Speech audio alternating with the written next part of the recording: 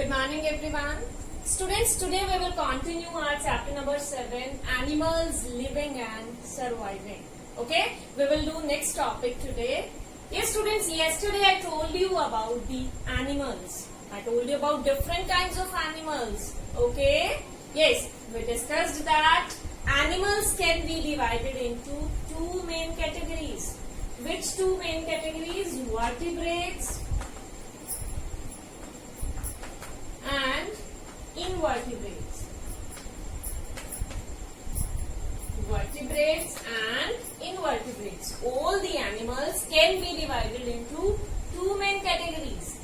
Vertebrates are the animals those have backbone. Vertebrates are the animals those have backbone. Like cow, dog, cat, we human beings also, we also have backbone that gives support to our body. Okay, but students, there are some animals like insects, earthworm. There are some kind of animals those do not have backbone, and that kind of animals are the invertebrates. Okay, invertebrates do not have backbone.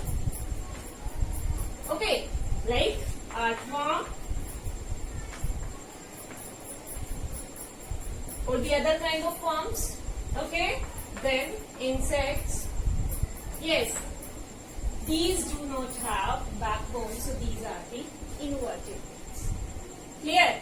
Then I told you about the different categories or the different groups of vertebrates. I told you that vertebrates can be further divided into 5 groups. Which 5 groups? Number 1, fishes. Number 2, reptiles. Number 3, amphibians. Number 4, birds. And number 5, mammals. Okay. Yes, students, I told you that fishes live in water.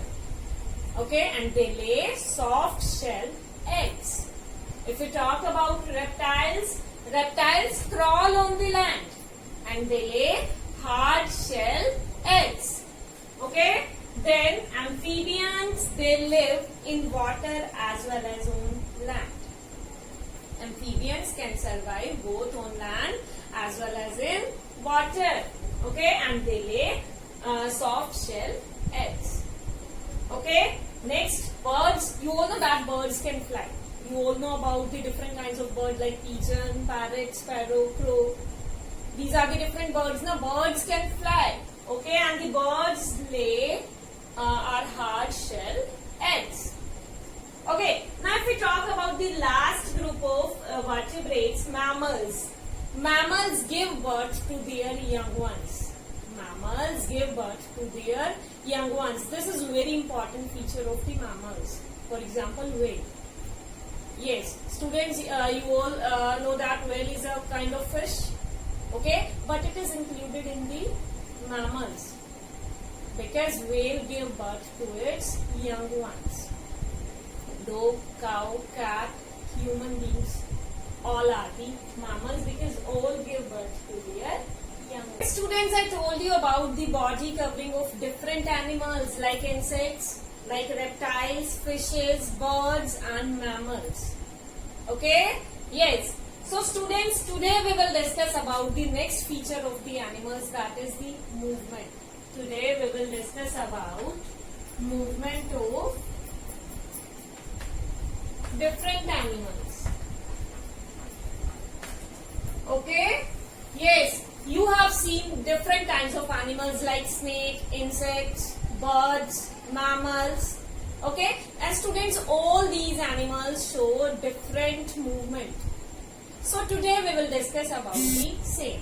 We will start with the insects. Yes, students, insects mainly have 6 legs. Insects mainly have 6 legs to move, crawl, hop, or move, crawl, hop, or walk. Okay, insects have 6 legs to move, crawl, hop, or walk. And if we talk about different examples like grasshopper,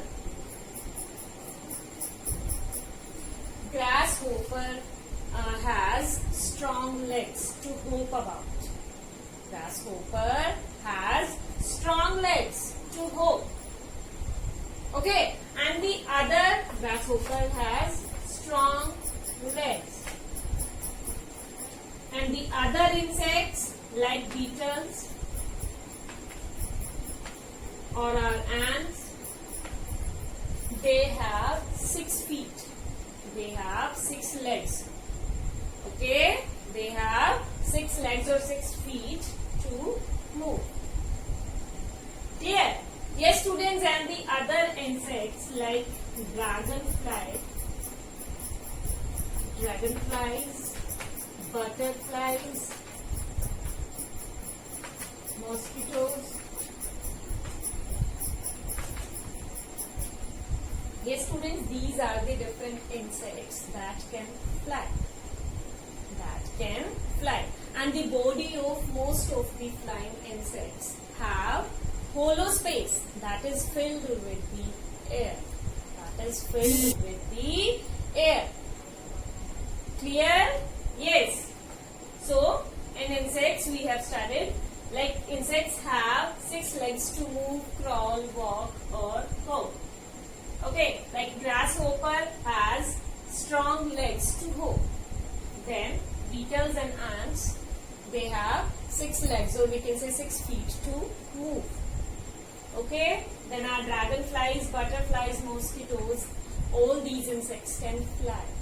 And the body of the flying insects have hollow space filled with air. Clear? Okay, so now we will discuss about movement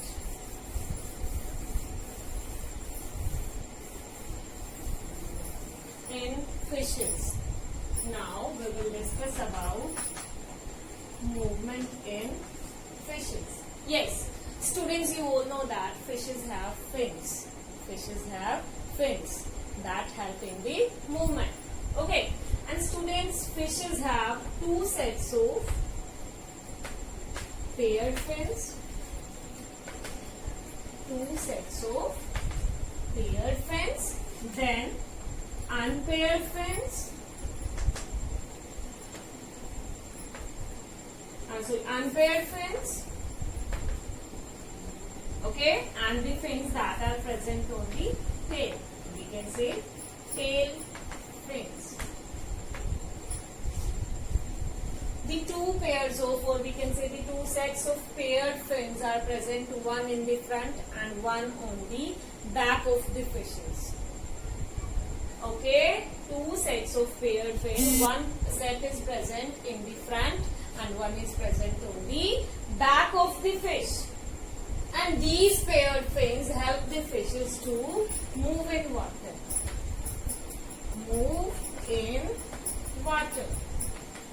Okay, and the unpaired fins help the fishes to maintain its balance.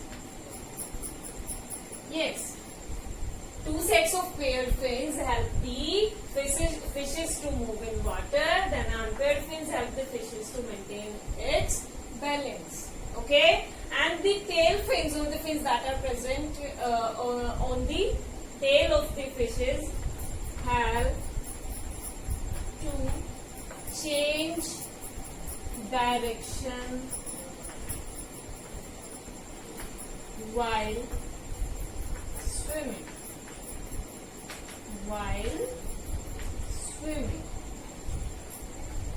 Okay, so students, this was all about the movement in fishes.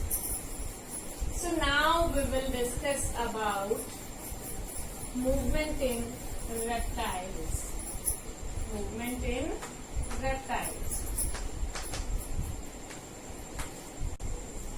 Yes, students, you all know about the reptiles, crocodile, lizard, tortoise, all are the reptiles. And students, reptiles have 4 short legs to move. Reptiles have 4 short legs to move. Okay, and they crawl on their belly. They crawl on their belly. Okay, and if we talk about the turtles, students, turtles have 4 limbs. Turtles have 4 limbs, and these 4 limbs act as the paddles or flippers that help them to swim in water. Okay, turtles have 4 limbs that act as flippers or paddles that help them to swim in water. Okay, but the snakes do not have legs. Snakes do not have legs. Yes, students, snakes have scales that are present underside of their body. Snakes have scales that are present underside of their body. Okay, and there are many scales present on the body of the snake. Okay, and these scales help the snakes to move. Okay, when a snake moves forward or backward, these scales push against the ground. Okay, yes, this helps it to grip, to make a grip on the ground. Yes, students, the movement of the scales help the snakes to make a grip on the ground so that they can move easily. Okay, and students, snakes can move easily on a rough surface, but it is difficult for them to move on a smooth surface. Okay, so now we will discuss about the movement in amphibians. We will discuss about movement in amphibians. Yes, bache, you all know about the amphibians. I told you that the amphibians are the animals that can live on land and in water. And an example of amphibian is frog. Yes, you all know that frog can live both in water as well as on land. Okay, and to move on the land, the frog has strong hind legs. Okay, to move on ground, frog has strong hind limbs or hind legs. Okay, yes, and to swim in water, the frog has webbed feet. Frog has webbed feet. Webbed feet means a webbed foot has the skin in between the toes. Okay, a webbed foot has skin in between the toes that act as a flipper or paddle to swim in water. Okay, these webbed feet help the frog to swim in water. Clear to everyone? Yes, amphibians are the animals that can live in water as well as on land. For example, frog.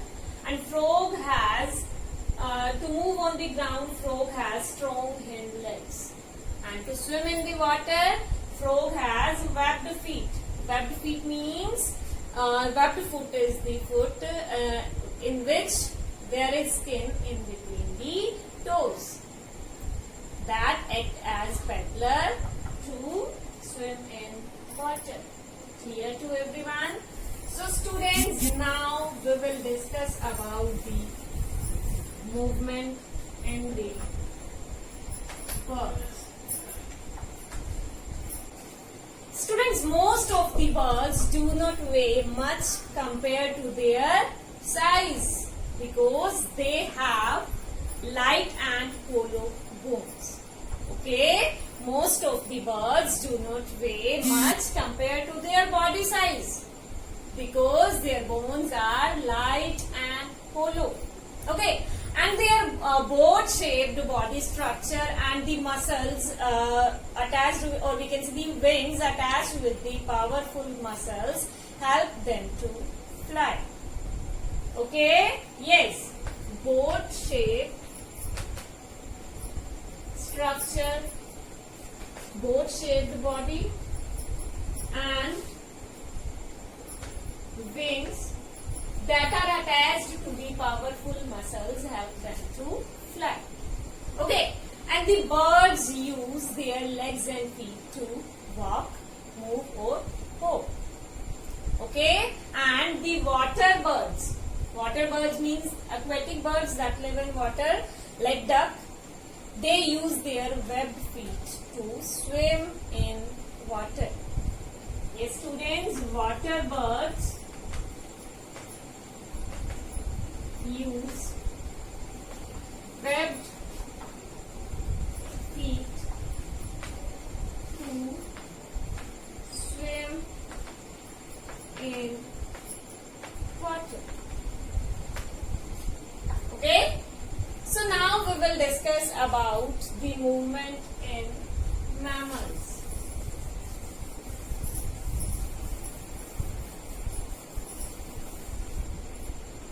Movement in mammals. Dear students, all the mammals have 4 limbs. All the mammals have 4 limbs. Front 2 limbs are called forelimbs and back 2 limbs are called hind limbs.